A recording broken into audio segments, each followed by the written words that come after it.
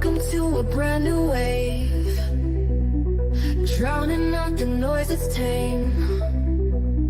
Liberty whispers through the brave, breaking free from every chain.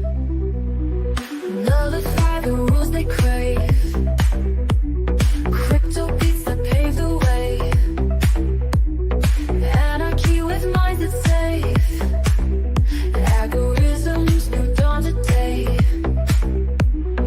Out of bounds and out of sight, building futures pure and bright. Escape the grip and win the fight. Welcome into the legacy ride. Beyond control we take a stand, casting off the iron brand. Freedom flowing through our hands, revolution's our command. Decentralize the way we plan, all together we expand. Breaking shackles for the clan, in this journey we're on pan. Out of bounds and out of sight, building futures pure and bright. Escape the grip and win the fight. Welcome into the legacy ride.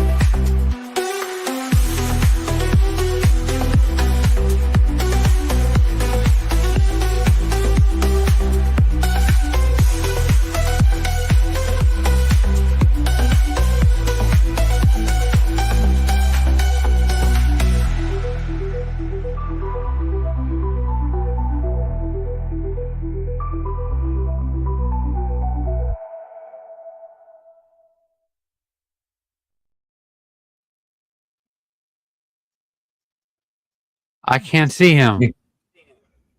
Can't see me, man. Can't see me at all. Oh, there he is. Heaven to adore and be adored by God.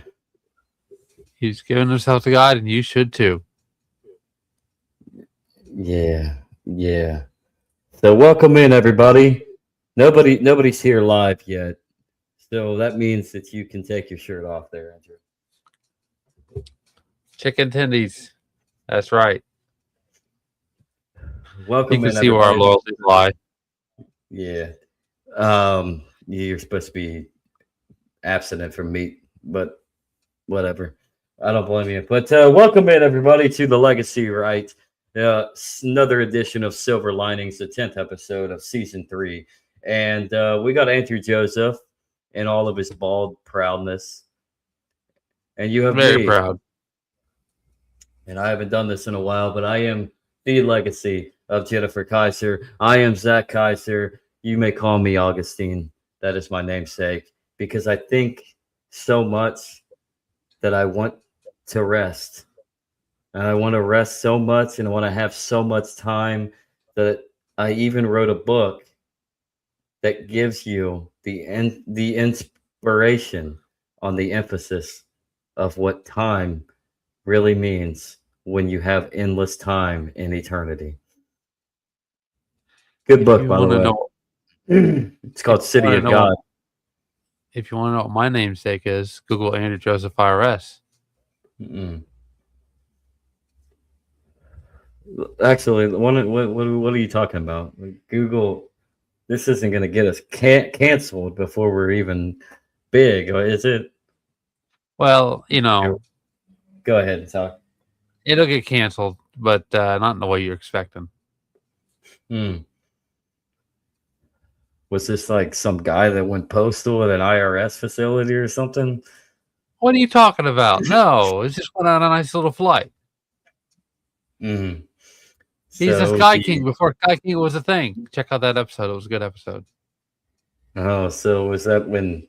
So what you're saying is your namesake is somebody that flew a biplane into an IRS building. I'm not implying that. That's why I'm saying Google it. If you want to know more about Andrew Joseph, this Andrew Joseph, just type in Andrew Joseph in Google IRS. What happened at the IRS with Andrew Joseph? Make it a question. Yeah. But I guess since we got two tuning in now, welcome everybody. Sponsor ad plug. It's us. It's ourselves. If you enjoy our content, whether you watch live, whether you watch not live on replay, whether you like the podcast sphere, share it, like it, subscribe it on YouTube, follow us all across wherever you get your podcast, Spotify, Apple, you name it. Give us a review if you'd like. But if you'd like to become a sponsor, help us do this more frequently with better content, maybe get some better guests, maybe have some better conversations, and just all out try to make this thing better for you, the listener and the viewer. You can go down PayPal link right there. You can become a sponsor and support any amount that you want to choose. Hell, if you really wanted to, you could really just, you could be like, well, fuck this guy and donate $0.00. I'm sure you can probably do it on PayPal. That would be funny. Sort of like how DoorDash does it. Andrew knows this. Right. All too well. Yeah, where nobody tips because they're given the option Right. of tipping $0. But Yeah. yeah, Oh, if you okay. like, Trash at the door. Yeah, right. yeah, that's the other option. But if you would like to become a sponsor and help support the Legacy Ride and Silver Linings, as well as my ministry series, Illogical Theology Podcast on Spotify and Substack, actually, you can head to that PayPal link down at the bottom, and wada boom, wada bang, you help support two young lads just trying to make a name for themselves. Not really. I don't want to make a name for myself. I just want to have a great conversation, have a good time. Andrew wants to be famous, though. Oh man, or infamous. One of the two. Just look at the IRS. I mean, go Google the IRS. Yeah, you might want to be. There's some infamy. There is some infamy. But to transition formally, welcome into the Legacy Ride, Yeah. everybody. Yeah, the topic at hand today, and I promise you, it's going to seem like there might not be a silver lining, especially to you libertarians out there that watch this. But rights only by force. Do rights actually exist, Andrew? It's a construct, an abstraction. It is. If you It is a ask social Max construct. Stirner, he says, property doesn't exist, but it can only be enforced by force. So If you ask Max Stirner, yeah. If you ask me, I would take the same stance egoistically. As an egoist, I would say the same thing, but as a Thomist, I would think more reasonable within my faith and say the biggest ego of them all is God, and everything is God's, and we are here as his creatures to steward the land. So nothing is real and nothing is permitted, by the way. yeah. I mean, lots of things are permitted. Your free will is permitted. You can go, and if you want to choose to do debaucherous things, by all means, that's your soul. Yeah. Let me rephrase. Actually, clean up that because it wasn't very clean. He says property doesn't exist, but theft is only possible through property. Yeah, So, theft is only possible through property, and the only way that property exists is through a legality, which means institutions typically have to be formalized. Society, the society is a consensus. Well, I was getting to that, Andrew. The society is the framework. The institutions are built upon the framework of the society, and the constructs of your rights are created by those institutions that, in fact, enforce those said rights through force and violence, or the threat of that force and violence. Meaning that obviously we're going to allow institutions per se to work, right, through contract, through mediators, through courts, etc. And so that is where you alleviate the necessity for force and violence. But there's always that last resort, and that's the only way that you can enforce any type of right. What is your natural right there, And Andrew? well, actually, Lysander Spoon's got a quote here from that, and it says, "All legitimate government is a mutual insurance company." This is obviously Spooner in the 1800s, voluntarily agreed upon by the parties to it for the protection of the rights against wrongdoers. If it is, and its voluntary character is precisely as similar an association for mutual protection against fire or shipwreck. And I think that's I think that's pretty much, to say it simply, you have no rights but what can be enforced. And the only thing that you could theoretically say is a right is your right to be left alone. But the only way to do that is if you can enforce that right through defense purposes or through negotiation. So, a mediation, institutions, social structures, I, legalities.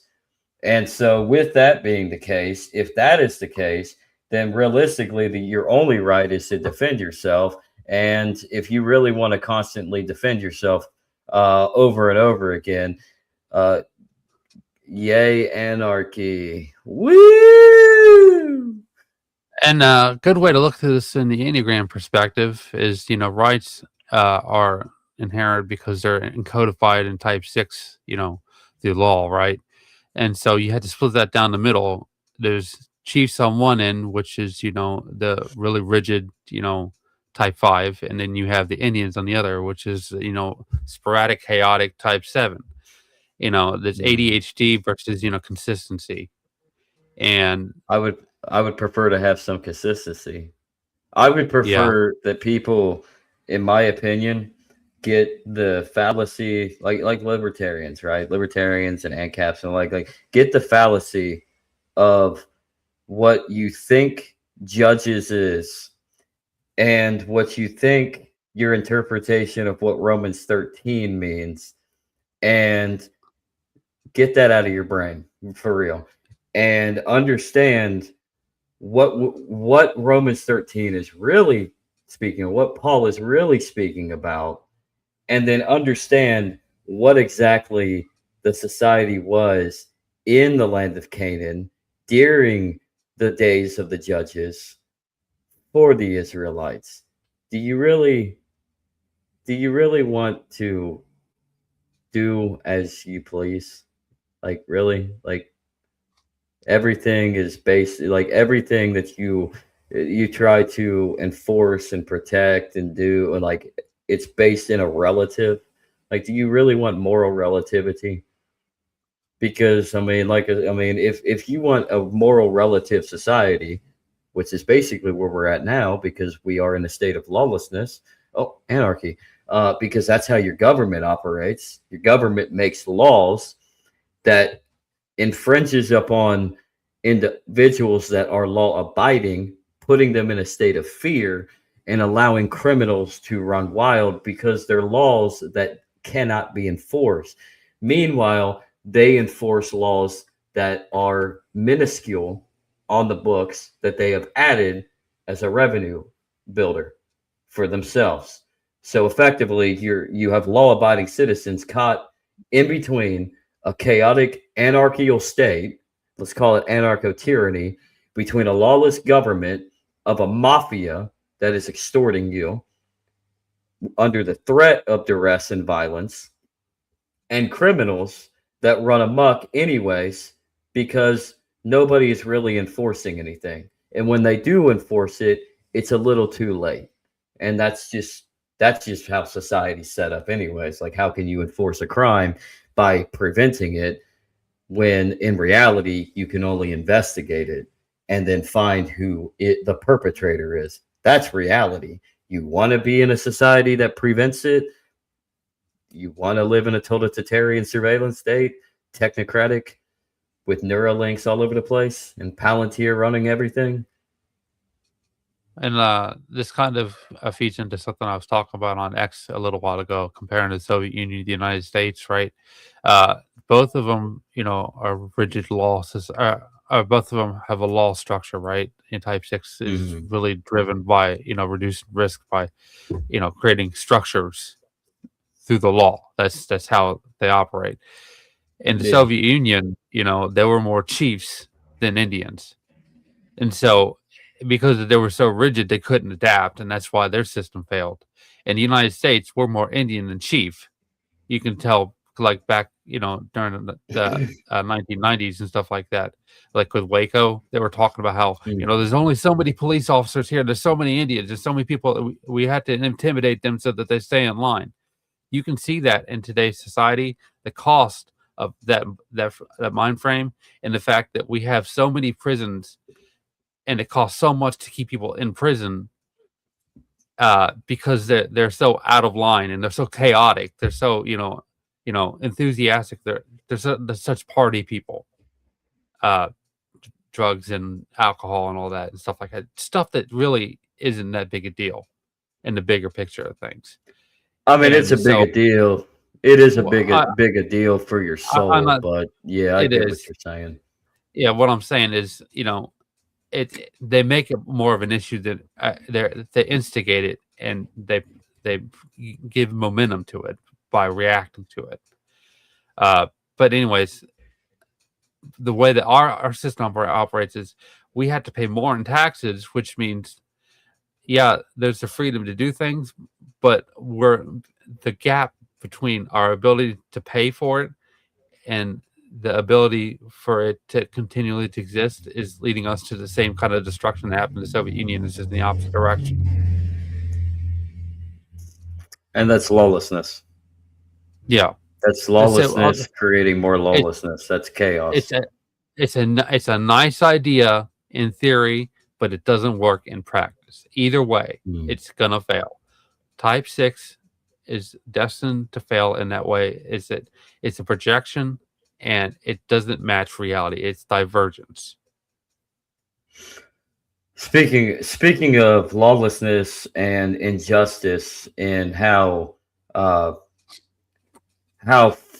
forces of authorities absent of real authority, and which is justice and mercy in the eyes of God, and truly a picture into the idea of why rights do not actually exist unless you can, defend them and enforce them. And by enforcing them, you're actually going to take someone else's rights away anyways.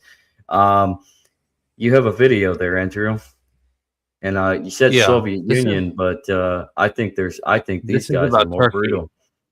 Yeah, this is a trade-off, and Turkey didn't exist. Well, Turkey now, but Ottoman Empire then. Well, the Ottoman Empire was beyond just Turkey. Asia Minor, Ionia. But should we talk about what they did to the Armenians? I mean, we can maybe in another episode. It's a little. Yeah. Let's just put it this way, everybody. The Armenian genocide, though there are certain factions within this world that would deny it, including our greatest ally, the Armenian genocide wasn't just one segment at the end of a declining empire during the most chaotic event to start the 20th century, being World War I. The Armenian genocide was a causal effect of multiple mass murder sprees spanning all the way back to the Middle Ages, because they were Christian. Islam's of Satan. What are you checking? I'm just to make sure they don't speak. It's been a little while since they don't. I just want to make sure they didn't discuss that in this video. Oh, if they do, they do. But anyways, let's put this video on. All right. Bore everybody with your baldness. And I mean, it is very, very annoying sometimes being bald like this. So, are we ready? Let's go. The year is 1453, Inside the convent of St. Theodosia in Constantinople, 47 nuns kneel in prayer as cannon fire shakes the ancient walls. They've been praying for 72 hours straight. Outside, the greatest siege in medieval history reaches its climax. But these women aren't just praying for salvation, they're preparing for something far worse than death. What happened to them in the next 3 days would be recorded by multiple eyewitnesses, yet their story, and the stories of thousands of Christian nuns across 6 centuries of Ottoman rule, remains one of history's most misunderstood chapters. Not because the evidence doesn't exist, but because the truth is far more complex than anyone wants to admit. See, when empires collide with faith, when conquest meets conviction, the first casualties are always the most vulnerable. And in the Ottoman Empire's 600-year relationship with Christianity, no group was more vulnerable, or more symbolic, than the women who had devoted their lives to God. But here's what makes this story different from every other tale of conquest you've heard. The Ottoman Empire didn't just conquer Christian lands, it absorbed them, it ruled them for centuries. And that means we're not talking about a single moment of violence, we're talking about a system, a structure, a 600-year relationship between Islamic rulers and Christian holy women that shifted, evolved, and yes, sometimes exploded into unimaginable horror. To understand what really happened, we need to start not with the nuns. That's the sound of an American oil company hard at work. Want to be a part of it? Listen up. Hello. But with the empire itself. Because the Ottoman Empire wasn't like any other Muslim power in history. By 1453, it had already conquered vast Christian territories across Anatolia and the Balkans. But unlike previous Islamic conquerors, who often forced immediate conversion, the Ottomans had developed something unique, the millet system. Think of it like this. Instead of destroying every church and converting every Christian, the Ottomans essentially said, keep your faith, keep your churches, keep your laws, but pay us for the privilege. Christians became dhimmi, protected peoples. They paid a special tax called jizya, faced legal restrictions, couldn't build new churches without permission, and their testimony in court was worth less than a Muslim's. But, and this is crucial, they could practice their religion. Now you might wonder, where do nuns fit into this system? Christian convents fell under the Greek Orthodox Patriarchate or the Armenian Church, depending on their denomination. These religious authorities, appointed by the Sultan himself, had jurisdiction over Christian religious institutions. In theory, this meant protection. In practice, well, that depended entirely on when and where you lived. Because here's what the simplified histories don't tell you. The Ottoman Empire of 1453 was radically different from the Ottoman Empire of 1853 or 1915. What started as a confident, expanding empire that could afford to be relatively tolerant became, over centuries, a declining power desperately trying to hold itself together. And as that transformation happened, the fate of Christian religious women transformed with it. But we're getting ahead of ourselves. Let's return to Constantinople, May 29th, 1453. The city that had stood for over 1,000 years as the center of Christian Byzantine power is about to fall. Sultan Mehmed II, just 21 years old, has besieged the city for 53 days. His massive cannon, designed by a Hungarian engineer named Orban, has been pounding the Theodosian walls that hadn't been breached in 1,000 years. Inside the city, Emperor Constantine XI leads barely 7,000 defenders against an Ottoman force of up to 100,000. The defenders know what's coming. They've heard the stories from other conquered cities. According to the customs of medieval warfare, customs followed by Christians and Muslims alike, a city that refused to surrender could be looted for 3 days. Everything and everyone inside became the property of the victors. At 1 a.m. on May 29th, the final assault begins. By dawn, Ottoman forces have breached the outer walls. Emperor Constantine XI dies fighting on the ramparts, his body never conclusively identified. And then, as the sun rises over the Bosphorus, Ottoman soldiers pour into the city. Leonard of Chios, an Italian archbishop who was actually there, trapped in the city during the siege, wrote his account just months later. His words, preserved in Latin, are difficult to read even today. The enraged Turkish soldiers gave no quarter. When they had massacred, and there was no longer any resistance, they were intent on pillage and roamed through the town stealing, disrobing, pillaging, killing, raping, taking captive men, women, children, monks, priests, people of all sorts and conditions. But it's what he writes next that brings us to our specific focus. The nuns left behind, even those who were obviously such, were disgraced with foul debaucheries. Meanwhile, at the convent of St. Theodosia, remember those 47 nuns we mentioned? According to multiple Byzantine sources, they had barricaded themselves in their chapel. When Ottoman soldiers broke through, the nuns were still at prayer. What happened next varies depending on which account you read. Some say they were killed immediately, others suggest a fate worse than death. The Venetian physician Niccolo Barbaro, who kept a detailed diary of the siege, noted that throughout the city, the Turks made a great slaughter of Christians. But here's where the story takes an unexpected turn, one that shows just how complex Ottoman-Christian relations would become. 3 days after the conquest, Sultan Mehmed II officially entered the city, and what he did next surprised everyone. He immediately issued orders to stop the looting.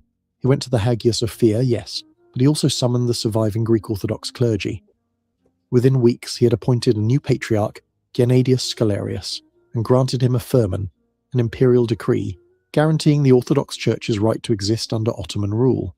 The Sultan even encouraged Christians who had fled to return. He needed them. Constantinople, soon to be Istanbul, needed to be rebuilt, repopulated, revitalized. A dead city was worthless to him. But what about the convents? What about the nuns who survived? This is where we encounter one of history's cruel ironies. The very same Sultan who had overseen the 3-day sack that saw nuns violated and killed was now guaranteeing the Orthodox Church's right to maintain convents. New nuns would take vows. New convents would operate, though under very different circumstances than before. You see, under the new Ottoman system, Christian religious institutions faced a constant squeeze. They couldn't ring bells. That was forbidden as it might disturb Muslim prayer. They couldn't expand their buildings without special permission, which was rarely granted. They had to pay heavy taxes, and perhaps most significantly, they existed at the Sultan's pleasure. What he granted, he could take away. For the next 2 centuries, from roughly 1453 to 1650, we enter what historians call the classical period of Ottoman rule. And for Christian nuns, this period was marked by a strange sort of stability. The millet system functioned like a series of parallel societies. When I say their rights, Muslims lived under Islamic law. Christians lived under their own religious law for personal matters. But you see what I mean? Rights are a privilege depending on who the beholder is. And the only way to match it is with force and take the rights away from the other side who is doing their bidding to ensure that they have their rights. And so you look at that, I mean, to outlaw the bell ringing, the toll, to not only was the bell a significant point of knowing the time of day you were at, but it was also a significance for Christian prayer as well, especially for like the liturgy of the hours, significance of when mass was to be held, calling everybody to congregate, and to ban that particular privilege of being within Christendom because it disturbs the Islamic prayer. That just goes to show you rights do not exist unless they are enforced upon. And the only way to enforce rights is to infringe upon the so-called rights of another person. That's why you have second class. That's why we live in a society today, in our secular society, where we have the immigration, the migration issue, the illegal immigration issue, that worker. I mean, one side needs it because it reflects their power and their control, because it's cheap labor. And then the other side doesn't, because it's a reflection of them losing their hold. But in all scope of things, the powers that be use certain parameters of enforcement to ensure and incentivize their rights. And if you get in the way, this kind of reflects, like I said about the Enneagram earlier stuff. Sorry, my signal dropped. This kind of reflects the Enneagram stuff I was talking about before. This is 6.7, the buddy, is that we have, strict rules, but you have your freedom to do this. We can be pals, we can get along kind of thing. Mm-hmm. And this kind of feeds, this is like the United States. You have rights, but they're at our expense. Yeah. Carry on. You want to get back into it? Carry on. Okay. Marriage, divorce, inheritance, but under Ottoman law for everything else. Jews had their own millet. Even different Christian denominations, Greek Orthodox, Armenian, Catholic, had separate millets. For convents, this meant they were technically under the protection of their patriarch, who was himself under the protection and control of the Sultan. It was protection, but protection with a price. Let me give you a specific example that shows how this worked in practice. In 1540, the convent of Our Lady of Tinos, on the Greek island of Tinos, faced a crisis. Local Ottoman officials were demanding extra taxes beyond what the law required, a practice called bid'ah. The abbess, whose name history records simply as Martha, couldn't pay. The local officials threatened to convert the convent into a mosque. But here's where the system actually worked as intended. Abbess Martha travelled to Constantinople, a dangerous journey for a Christian nun, and appealed directly to the Patriarch. The Patriarch, in turn, appealed to the Grand Vizier, and surprisingly, the Grand Vizier ruled in the convent's favour. The local officials were reprimanded, the excessive taxes were returned, and the convent continued to operate. This story, documented in Ottoman tax records that survive in the Turkish archives, shows us something important. The system, when it worked, actually did protect Christian religious institutions. But, and this is a massive but, it only worked when the empire was strong, confident, and stable. Because here's what those Ottoman tax records also show us. For every convent like Tinos that successfully appealed for justice, there were others that simply disappeared from the records. One year they're paying taxes, the next year nothing. What happened to them? Were they abandoned as Christian populations declined? Were they seized by local officials? Were their nuns forced to flee? Or worse? The records don't tell us, they just show absence where once there was presence. And this pattern, protection in theory, vulnerability in practice, would define the experience of Christian nuns under Ottoman rule for centuries. When the empire was strong, the protection was real. When the empire was weak, or when local officials were corrupt, or when wars broke out, that protection could evaporate instantly. Which brings us to a period when that protection didn't just evaporate, it turned into something far darker. By the late 1600s, the Ottoman Empire was no longer the confident, expanding power it had been. The failed siege of Vienna in 1683 marked the beginning of a long, slow decline. And as the empire weakened, its relationship with its Christian subjects began to change in fundamental ways. The first sign of trouble came in the form of the Janissaries. Originally, the Janissaries were elite soldiers, taken as children from Christian families through the Devshirme system, converted to Islam, and trained as the Sultan's personal guard. But by the late 1600s, they had become a power unto themselves, corrupt, violent, and increasingly hostile to Christians. In 1703, in what became known as the Edirne event, a group of Janissaries attacked the convent of St. Catherine near Edirne. The surviving records found in the Patriarchate's archives in Istanbul describe how 23 nuns were violated and dispersed. The Patriarch protested to the Sultan. The Sultan issued a stern decree condemning the attack, and nothing happened to the perpetrators. This became the new pattern: attack, protest, decree, no consequences. But why were convents specifically targeted? Think about what a convent represented in this context. These were communities of women living without male protection, often with some wealth from donations and land holdings, and they were symbols of Christianity's continued presence in Islamic lands. In times of tension, they were obvious targets. The 1700s saw this pattern repeat across the empire. The convent of the Transfiguration in Anatolia, destroyed in 1721, its nuns scattered. The convent of St. Marina in the Peloponnese, attacked in 1730, fate of the nuns unknown. The records become a litany of loss. But then, in 1770, something happened that would change everything. The Russo-Turkish War began. Russia, presenting itself as the protector of Orthodox Christians, encouraged Greeks to revolt against Ottoman rule. The revolt failed catastrophically, and the Ottoman response was brutal. On the island of Patmos, home to several historic convents, Ottoman irregulars, not official soldiers but armed groups operating with implicit approval, descended on Christian communities. The convent of St. John, which had operated continuously since the 11th century, was ransacked. According to a letter from a surviving nun named Theodosia to the patriarch, they came at dawn. We had bolted the doors, but they broke through with axes. What they did to Sister Catherine before she died, I cannot write. What they did to the younger sisters who survived, they will never speak of.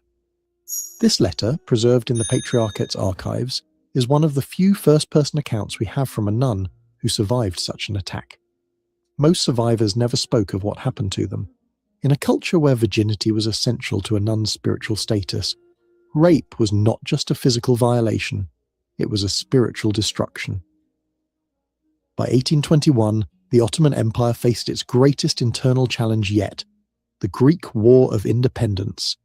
And this is where our story takes its darkest turn yet. When the Greeks revolted, Ottoman authorities faced a choice. They could treat this as a political rebellion, punishing the rebels while protecting loyal Christian subjects. Or they could treat it as a religious war with all Christians as potential enemies. They chose the second option. On Easter Sunday, April 22nd, 1821, Patriarch Gregory V was celebrating Easter liturgy in Constantinople when Ottoman soldiers entered the church. They dragged him out in his ceremonial robes and hanged him from the main gate of the Patriarchate. His body was left hanging for 3 days, then thrown into the Bosphorus. If the Patriarch himself wasn't safe, what hope did nuns in remote convents have? On the island of Chios, one of the wealthiest Greek islands, the massacre that followed became one of the most documented atrocities of the 19th century. French diplomat François Pouqueville, who compiled testimonies from survivors, recorded that at the convent of Agia Marcella, 34 nuns were killed, but not before suffering what he delicately called outrages to their persons. But it's the testimony of Sister Magdalene, one of only 3 survivors from that convent, that provides the most detailed account. Speaking to British diplomats in 1822, she described how Ottoman soldiers and Turkish irregulars surrounded the convent on April 11th. The abbess tried to negotiate, offering the convent's treasury in exchange for their lives. The soldiers took the treasury. Then they took the nuns. They separated us by age, Sister Magdalene testified. The youngest, those under 25, were taken to the ships. The older sisters were gathered in the courtyard. I survived by hiding in the cistern. I could hear everything, but see nothing. The screaming continued for hours. When I emerged 2 days later, I found 28 bodies in the courtyard. The younger sisters were gone. We never learned their fate. Actually, we do know some of their fates. Ottoman slave markets in Constantinople recorded a surge in Greek virgin slaves in the months following the Chios massacre. The prices, documented in market records, show that young women identified as nuns commanded premium prices, not despite their religious status, but because of it. The violation of Christian holy women was both a practical and symbolic act of domination. The Greek War of Independence lasted until 1829. By its end, hundreds of convents across Greek lands had been destroyed. Let's talk about that. Let's talk about that, actually. Slavery. That's a hot button issue in our secular culture of revisionist history in today's day and age.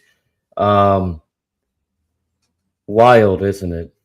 But did you know that the Islamic great Satan was one of the earliest to instill chattel? No, I did not know that. Yeah. That's the thing when it comes down to it. What about let's talk about the slave issue. Why is there slavery, Andrew? Well, because, in a lot of ways, it's a shortcut. I think, people could be bought and sold for their own use, and they don't have to, pay the cost of whatever that they're using them for. But I thought they had human rights. Allegedly. Natural human rights. You mean to tell me that even with these natural human rights, there's slaves? Even today, everybody, by the way. I mean, it's it's really brought on by Obama recently. Ironically, in the Middle East, you can see that with open air slave markets. So yeah, Oh yeah, in Libya, yeah, Islam's back yeah, at it again. Thank you. Not to say that Gaddafi was a good guy, he wasn't. But who is really, right? The fact is there was structure there, and removing him and causing a power vacuum caused these Islamists, and we're not going to call they're fundamentalists. Yes. Are they extreme? To the T of what their religion presents. It opened up a power vacuum and it led to open air slave markets. It's like you're basically giving them back exactly what they've been missing for the last 300 years. yeah. That they pretty much lost within the last 150, 200 years. They were dwindling, they were weak because the rest of the world was passing them by because we were innovating in trade. Say what you will, but we were innovating in both trade, in technology, in economies, and they were still trapped in a dark age, a perpetual dark age. So this is what happens when you can't enforce. You have either you don't have the ability to enforce your own rights, or you are so subjugated to the point where there's just no point. So you try Michael to do the best you can to live within that structure.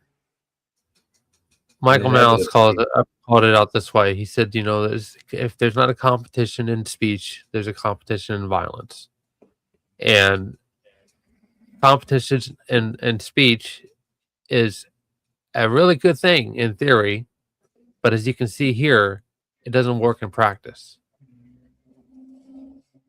no, no, and speech, or in essence, expression. Well, what does it mean when you have a vast uh, majority that can suppress that expression? Then what do you got? You have this. You end Yeah. up getting this.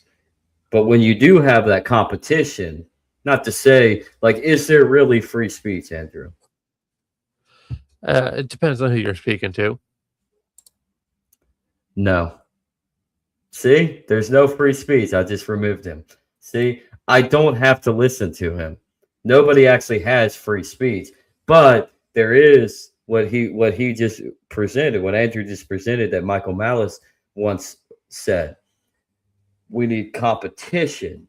So the idea of a competition within that expression can there can be drawbacks, obviously, but that is where you try to peel in a balance within the vacuum of competition within that expression. Yeah. Because what if, I mean, if I can't express but you can, then how am I going to defend myself even through expression? Does that make sense? Yeah. But if I can express and you can express, then we can hopefully and effectively balance each other out to the point where we'll just leave each other alone. Or at least that's That's the hope. that's the adamant thing.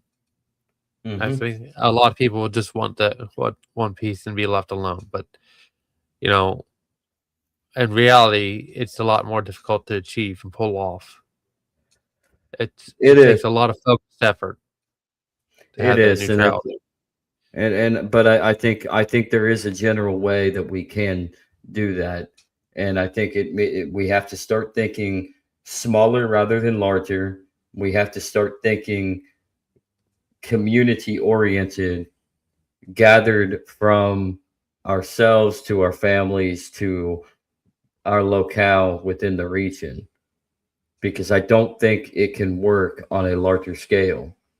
because empires have come and gone. It's inevitable.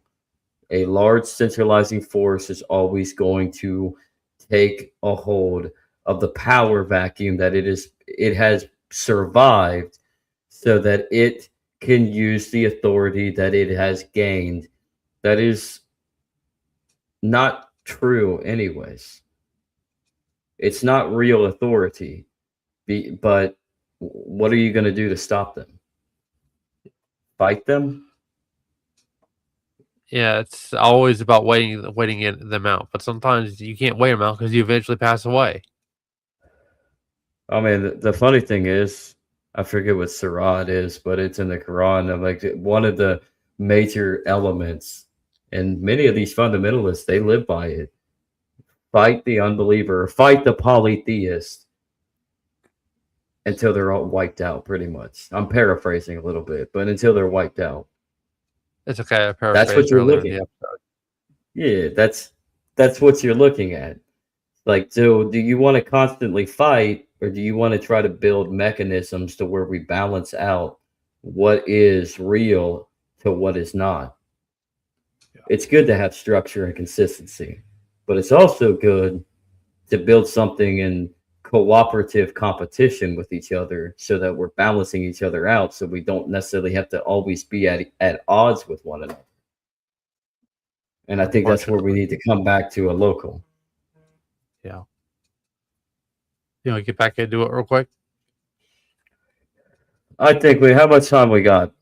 Because we only have 15 minutes on the episode of our episode. So let's jump back in and see what we can analyze from the rest of this. Yeah. Sorry, my signal dropped. But did you say yeah? Yeah. Okay. Exact number of nuns killed, enslaved, or forced to convert to Islam will never be known. The new Greek state, when it conducted a census of religious institutions in 1833, found that of the 412 convents that had existed in Greek lands before the war, only 148 remained. The others had simply vanished, their buildings destroyed, their communities scattered, their libraries burned, their histories erased. If you thought the story couldn't get worse, the late 19th century would prove you wrong. By the 1890s, the Ottoman Empire was often called the sick man of Europe. It had lost most of its European territories.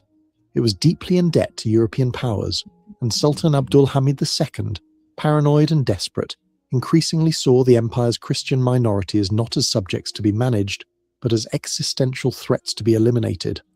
The catalyst came in 1894. Armenian revolutionaries, seeking the same independence the Greeks had won, began organizing in eastern Anatolia. The Sultan's response was to unleash what became known as the Hamidian massacres. But these weren't military operations against revolutionaries. These were systematic attacks on entire Christian communities. And once again, convents found themselves particularly vulnerable. The French diplomat Paul Cambon, reporting from the town of Erzurum in November 1895, described what he found at the convent of the Holy Mother. I got a funny one for y'all. So do a little dance while I look for it there, Andrew. Check out my chicken titties.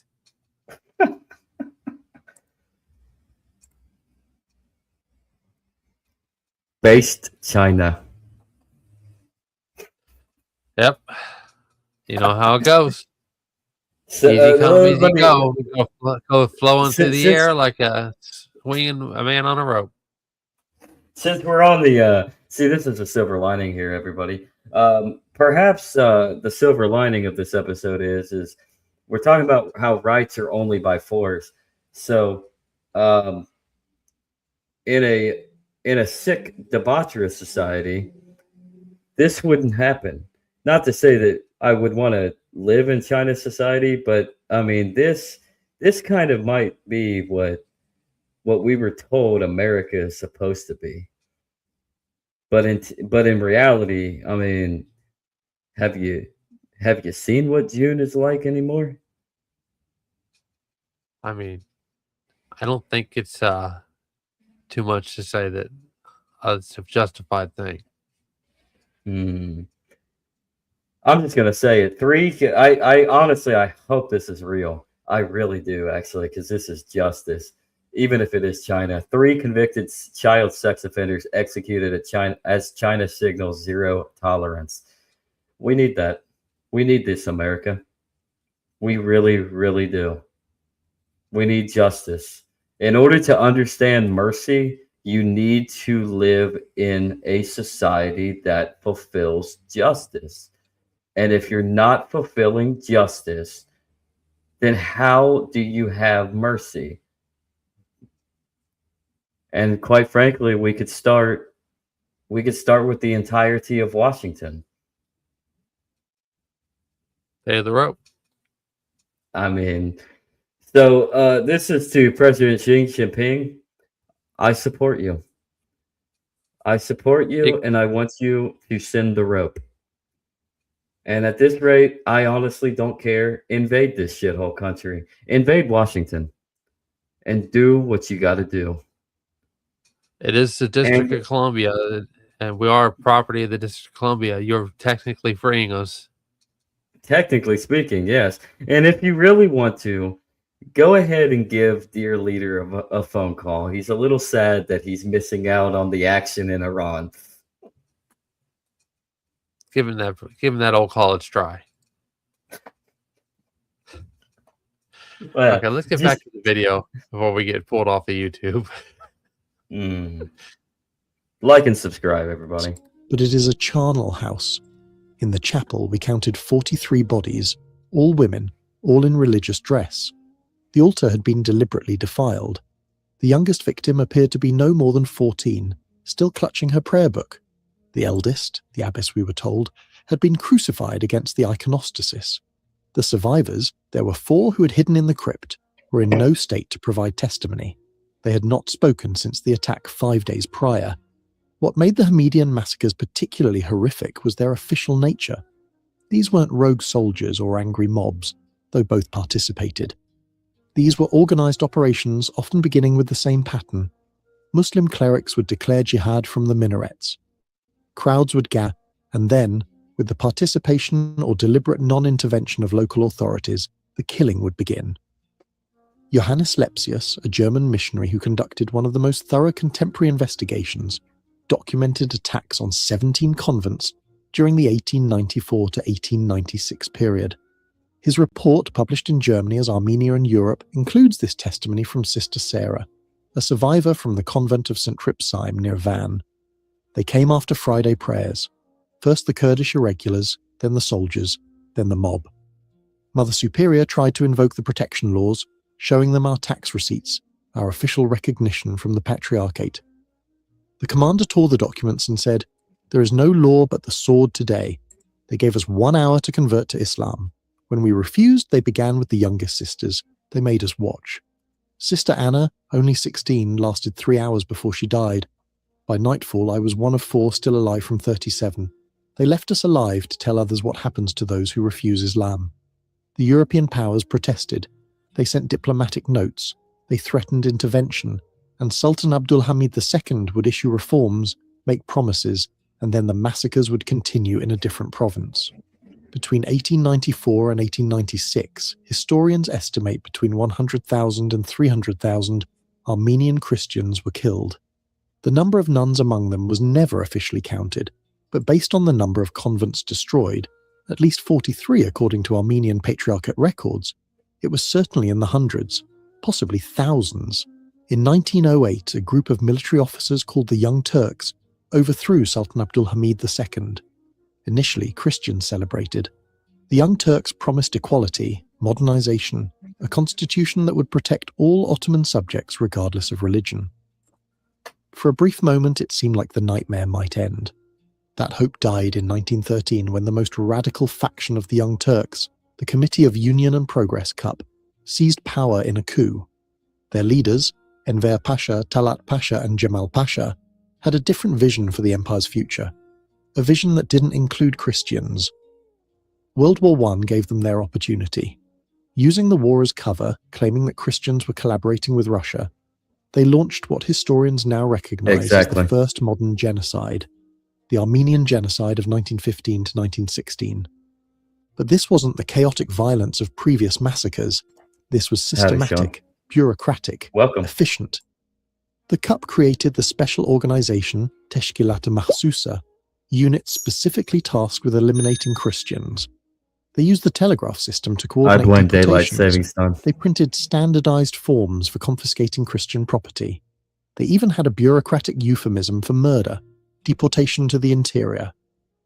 For Christian nuns, this systematic approach meant something particularly horrific. The CUP didn't just want to kill them, they wanted to erase Armenian Christianity entirely, and that meant forcing nuns to become Muslims, to marry Muslim men, to bear Muslim children. Consul Leslie Davis, the American diplomat in Harput, reported in July 1915. At the convent of St. Catherine here in Harput, the authorities gave the nuns a choice: convert and marry Muslim men or join the deportation caravans. 38 chose deportation. I later found their bodies in a ravine 6 miles from the city. They had been stripped naked, presumably to search for hidden valuables. The specific mutilations inflicted upon them I cannot describe in an official document. But some testimonies are too important to leave vague. Aurora Mardiganian, a survivor who later wrote the memoir Ravished Armenia, described what she witnessed at a convent near Malatya. They crucified the old nuns. The young ones, those they found beautiful, they took for themselves. The Turkish officers chose first, then the Kurdish chiefs, then the soldiers. Those who survived this were sold in the markets. I saw Sister Virgine, who had taught me embroidery, sold for 40 silver pieces. She was 19 years old. The systematic nature of the genocide meant that even conversion often wasn't enough to save Christian women. Armenian-American historian Vahakan Dadrian documented cases where converted nuns were still murdered because, as one Turkish officer explained in a German diplomatic cable, their conversion was not sincere, and their children would remember they were born Christian. By the end of 1916, the Armenian genocide had claimed between 800,000 and 1.2 million lives. The Assyrian Christian community lost over 250,000 people, and beginning in 1914, the Greek Orthodox Christians of Anatolia faced their own systematic extermination, with death tolls reaching up to 750,000 by 1923. I hate that I can't keep this a secret. I canceled all my food delivery subscriptions and upgraded to Cook Unity, and it's By 1922, the Ottoman Empire was breathing its last. The Turkish War of Independence, led by Mustafa Kemal, later Ataturk, had successfully resisted the partition of Anatolia. But as Turkish forces reconquered territory, the remaining Christians faced a final wave of violence. The climax came at Smyrna, modern Izmir, in September 1922. Smyrna was a cosmopolitan city, roughly half Christian, and home to numerous religious institutions including 7 active convents. When Turkish forces entered the city on September 9th, Christian residents initially hoped for protection. The Turkish commander Nuruddin Pasha had promised safety for non-combatants. That promise lasted less than 24 hours. On September 10th, Turkish soldiers and irregulars began systematic looting of Christian quarters. By September 11th, the killing had begun. By September 13th, the Armenian quarter was in flames. The fire spread to the Greek and European quarters. The Turkish and Jewish quarters mysteriously remained untouched. George Horton, the American consul general, provided one of the most detailed accounts of what happened at the city's convents. At the convent of St. Fatimi, I personally saw the results of what had occurred. 21 nuns, ranging in age from novices of 17 to the elderly abbess, who must have been 70, lay dead in the courtyard. All had been shot, but the evidence of what had been done to them before death was unmistakable. Their habits had been torn open. Some had been mutilated in ways that specifically targeted their religious vows of chastity. But perhaps the most haunting account comes from a Turkish source. Fali Rıfkı Atay, a Turkish journalist and later close associate of Ataturk, wrote in his memoir, "I saw a nun, her habit still marking her as such, throw herself from a burning building rather than face what the soldiers below intended. She fell 4 stories to her death. The soldiers laughed. The fire burned for 4 days. The number of Christians killed in Smyrna is disputed. Estimates range from 10,000 to 100,000. The convents, churches, and Christian schools were deliberately targeted and destroyed. By September 17th, when the last flames died out, Centuries of Christian presence in one of Asia Minor's greatest cities had ended. In the aftermath of these horrors, what happened to the survivors? This is perhaps the least told part of the story, because it involves a different kind of tragedy, the tragedy of silence. Many nuns who survived the genocides and massacres never spoke of what they had endured. In Armenian survivor communities in France, the United States and South America, these women often lived on the margins, unable to return to religious life because of what had been done to them, unable to integrate into secular life because of what they had been. Maria Jakobsen, a Danish missionary who ran an orphanage in Lebanon for Armenian genocide survivors, recorded in her diary the case of Sister Aghavni. She arrived at our orphanage in 1923, still wearing the remnants of her religious habit. She had been a nun at the convent of the Holy Translators in Sivas. Of the 40 nuns in her convent, she was the only survivor. For 3 years, she had been passed between Turkish and Kurdish households as a slave. She never spoke of those years, but she would wake screaming in the night.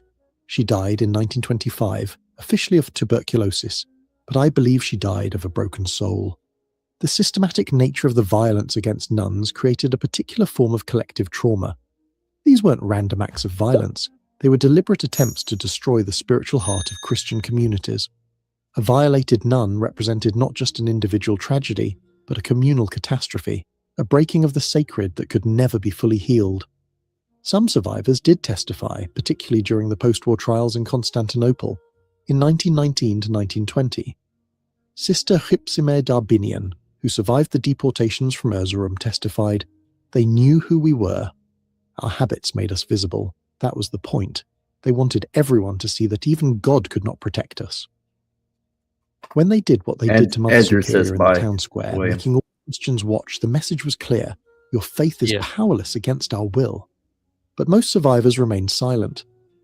In a 1955 oral history project conducted by Armenian-American scholars, they found that of the 500 genocide survivors interviewed, fewer than a dozen were willing to discuss sexual violence, and none would allow their names to be used. The shame, even 40 years later, was too great. The final chapter of this story isn't one of violence, but of erasure. The Treaty of Lausanne, signed in 1923, included a population exchange between Greece and Turkey. Over 1 million Greek Orthodox Christians were forced to leave Anatolia, their home for over 2 millennia. Among them were the last remaining nuns from the few convents that had somehow survived. The convent of Panagia Soumela, perched high in the mountains above Trabzon, had operated continuously since 386 AD. It had survived Seljuk invasions, the conquest of Trabzon, centuries of Ottoman rule, and even the genocides, but it couldn't survive Lausanne. In August 1923, the last 17 nuns descended the mountain path for the final time. They carried with them what sacred objects they could hide. The ancient icon of the Virgin Mary, said to have been painted by St. Luke himself, was buried in a secret location, only retrieved and smuggled out years later. Sister Macrina, one of those last nuns, later wrote from Greece, "We left behind more than buildings. We left behind 15 centuries of prayers soaked into those stones. Every morning since the 4th century, nuns had sung the dawn hymns in that chapel. That chain, unbroken for over 1,000 years, we were forced to break. That, more than anything else they did to us, felt like defeat." The population exchange was presented as a humanitarian solution, a way to prevent future massacres by creating homogeneous nation-states. But for the Christian communities of Anatolia, it was the final erasure. The Turkish Republic that emerged would be 99% Muslim. The Christians who had been there since the time of St. Paul were gone. But here's something the official histories often miss. Not everyone left. Not everyone died. Throughout Anatolia, there remained what Turks call hidden Armenians, Christians who had survived by converting to Islam, at least publicly. Among them were former nuns who had been forcibly married to Muslim men. These women lived double lives. In public, they were Muslim wives and mothers. In private, some maintained their Christian faith, teaching their children Armenian prayers in whispers, keeping hidden icons, secretly baptizing their babies with saved holy water. Fethia Chetin's groundbreaking book, My Grandmother, revealed this hidden history when she discovered that her own Turkish Muslim grandmother was actually an Armenian Christian survivor. Her grandmother Seher had been Heranush Gadarian, taken from a death march at age 9. But Setin's research revealed something more. Her grandmother had been educated in a convent school and likely would have become a nun herself had the genocide not intervened. In the 2000s, as Turkey began to slightly open discussion of the genocide, more of these hidden stories emerged. In 2014, a woman in Diyarbakir revealed that her grandmother had been Sister Mariam from the convent of St. Sarkis.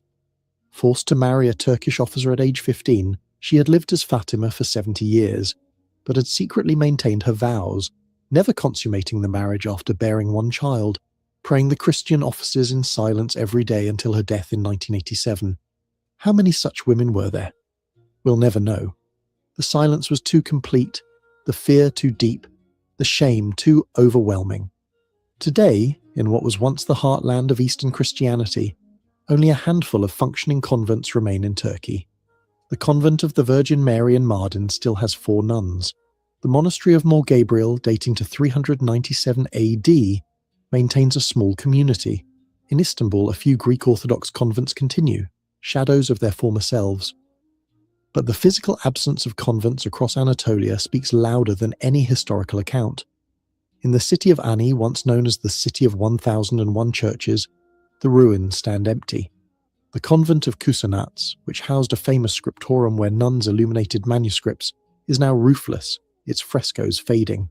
Shepherd boys use the chapel as a shelter for their flocks. The Turkish state's relationship with this history remains complicated. The Armenian genocide is still officially denied, referred to as the events of 1915, or blamed on mutual violence. School textbooks don't mention the convents that once dotted Anatolia or the nuns who lived in them. The systematic sexual violence against Christian women is completely absent from official histories. Yet paradoxically, the Turkish government has recently begun restoring some Christian sites, not as living religious spaces but as tourist attractions. The convent of Akdamar, on an island in Lake Van, was restored in 2007, but it's a museum, not a convent. No nuns will ever again sing the morning prayers there. The restoration preserves the building while erasing its purpose, a perfect metaphor for how modern Turkey deals with its Christian past. So what really happened to Christian nuns under Ottoman rule? The answer changes dramatically depending on when and where we look. For much of Ottoman history, roughly from 1453 to 1850, convents operated under the millet system with relative stability. Yes, they faced discrimination, heavy taxation, and occasional local violence. But the system generally functioned. Convents survived, even occasionally thrived. The greatest threats were economic pressure and gradual demographic decline, not systematic violence. But from the 1850s onward, and especially from 1894 to 1923, Christian nuns faced increasingly systematic violence that culminated in genocide. During this period, hundreds of convents were destroyed, thousands of nuns were killed, enslaved, or forced to convert. The violence wasn't random or accidental. It was deliberate, often state-sanctioned, and specifically targeted religious women as symbols of Christian presence.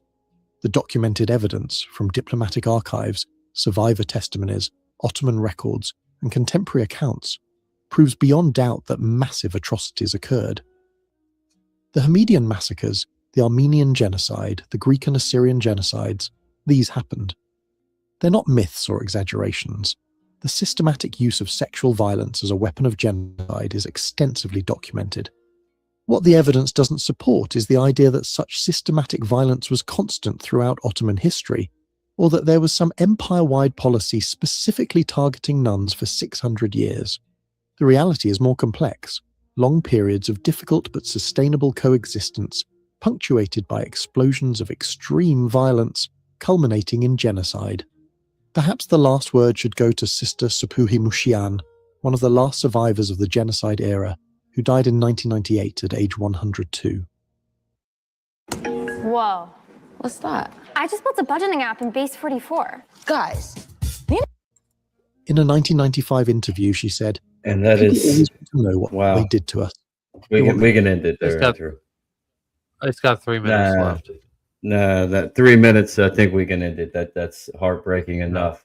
But we need to find It the is. silver lining in it quick before anything. Too much pain and suffering has been caused over religion across the centuries. People believe what they believe. Leave them to believe in peace. Be peaceful, whatever your faith. I'll have to disagree to agree to disagree on that one. I don't think it's effectively religion. I think it's a lot to do with political regimes and structuring outside of our own capacity towards whatever we think in a relative voice of our own of what is right and what is wrong. I don't think we live in an objective reality. If we did, then I think the world would be peaceful because I think everybody knows don't steal, don't hurt each other, don't murder, don't rape. I mean, big four right there. Um, and to be brutally honest, I mean, I'm going to be a little judgmental on Islam, but this is what Islam is. Islam is more political than religious, anyways. So, but I If do you agree that when you don't seek the fullness of truth, then you're going to act outside of your purview of your faith. You're not going to actually live within it. So, is people's interpretation of their faith and politics getting involved too? Relativism. Relativism. if if you want to filter this through the Enneagram personality, yeah, you would probably pull this with type 3 with a 4 wing. Type 3 is focused on success at all cost, prestige, but also fraud is the downfall of type 3. And then type 4 Mm, is authenticity, originality, uniqueness, uh, hatred, shame, anger. Uh, hmm. so that you can see this kind of plays out over no matter what government's in power, is their worth and value as government is that they pull. You can see this in the Soviet Union, like I was talking about before, is the Great Terrors, right? And you saw this, in China, and you see this in North Korea. Uh, it's it's a it's a fascinating framework to understand the world if you know how Yes. to look at. Yeah. Yes, Andrew. And I do agree. Muhammad is a false prophet. Oh yes, but So I do like my life, and if I disappear tonight, everybody, it wasn't because of me. he did not uninstall himself. .exe. Hmm. Yes. There are different faiths, and there's an inkling of truth in every single one of them. That is my perspective as well, and that is also my church's teachings. There's an inkling of truth in everything. What is the fullness? I like to say the mystery of my faith. So Oh any silver linings there that you can pick? No negative there, Andrew. well, the only really silver lining I can pull out of this is from the Enneagram perspective is at least if we understand and recognize this, we can use it as to our advantage to try to build a better society and understand what we're working with. So by a psychological point, perhaps if we can understand what's ticking inside one's mind, we could figure this out. How do we go along with that? How do we do that? Well, I know I've seen on X before we talked about, ways like over in Europe, ways to fix how like the United Kingdom is falling apart. And you could Mm-hmm. use the Enneagram in this way is that if you can pack the courts with lawsuits and stuff like that, you can force a capitulation because if you're appealing to the law, you're either going to have a system where it becomes out of date because it can't be sustained, or it's such a significant divergence that it eventually capitulates and a correction comes into place. So you could use that as a guiding light to understand how we can make progress in a successful way in our society today. Katie has a. But with but with contrite heart and humble spirit, let us be received. That's from your favorite book there, Andrew. Favorite prophet. I see. Can you guess who it is? It starts with Please a D. enlighten me. Please. You're a fan of Daniel, right? I'm not sure he mean, but You're a fan of Daniel, right? the Muslim skeptic guy. The Muslim skeptic guy. Nah, bro. I don't know. The book of Daniel. Oh, I'm sorry. Yeah. But well, we're with talking about Islam, heart, so yeah. No, but with contrite heart and humble spirit, let us be received. Daniel 3, verse 39. Let that settle in for you. The only silver lining I see is that from history, we can learn about what not to do now and in the future. Yes, history likes to rhyme. It's kind of funny like that. And the problem is we allow it to continue to rhyme. It doesn't repeat because things are different. I mean, we can't completely mimic what goes on in the past, but what we can do is continue to go through the same cycle after the same cycle. So if we actually look to history and pull from the past, but don't live inside the past, we can actually learn something and learn not to make the same mistakes again and again and again like we have been. And we still are. We're still making the same mistakes. But unfortunately. But I think that's a good spot to end. So any thoughts or prayers that you would like to call out, Andrew? I just encourage people, if you really found that moving like I did, and I'm sure Zach did, pray for those people and their souls. Pray for their souls. Every last one of them. I'll never stop praying for people. Pray for their souls. Pray for everybody who is no longer here on this earth, and pray for everybody on this earth. We're all one body, one communion, one community. So, and Katie is sending you very, very much healing there, Andrew. Any bad things going on in your head right now, in your heart? Try not to let those things bother me. No. I don't know. Something tells me Katie sees something. But anyways, anything else, Andrew? No, thanks for watching, guys. We'll see you on Blockchain Roundtable tomorrow, 11 Eastern, 10 Central. It'll be a good episode, like always. So on the Dragon Chain YouTube channel, as well as the Legacy Ride, as well as Litecoin Lisa and Satoshi Sean if he's not late, and he can get prepared. See there. Well, like and subscribe all of those channels, by the way, everybody. And with that, let's take it away. Andrew, I'll let you end. Thanks for watching, guys. See you later. Bitcoin, baby. Hey, yeah, this is Bitcoin. I'm back. The king of the rap shit. I'm back in this Bitcoin, baby. I'm back in this bitch. Flossing fast cars and rolling with my clique. The king of the rap shit, the real OG. Whack-ass rappers got nothing on me. Bought another Lambo, 3 hoes inside it. 10 hoes in line, ready to ride it. It's Bitcoin, bitch. Keep the track bumping. Really on the plug. I got pies in the oven. 80 years old, and your baby mama fond of me. All she wanna do is smoke my broccoli. Private jets from Rome to Ibiza. Lisa, Jenny, Julie, and Maria. Every day I gotta give thanks. I got Bitcoins in the bank. Bitcoin, baby. I'm back in this bitch. Bitcoin, baby.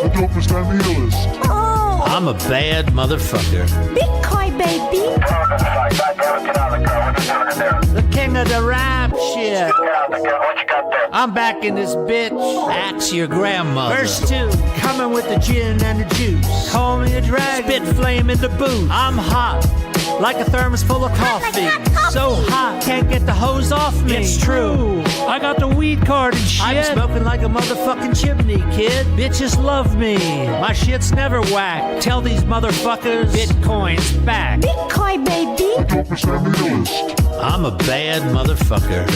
Hot like hot coffee. Oh. Axe your grandmother. Surprise, motherfucker. The king of the rap shit. I'm back in this bitch. Get your hands in the air. Put your hands on the car. Put your two hands on the rock. Put your two hands on the road.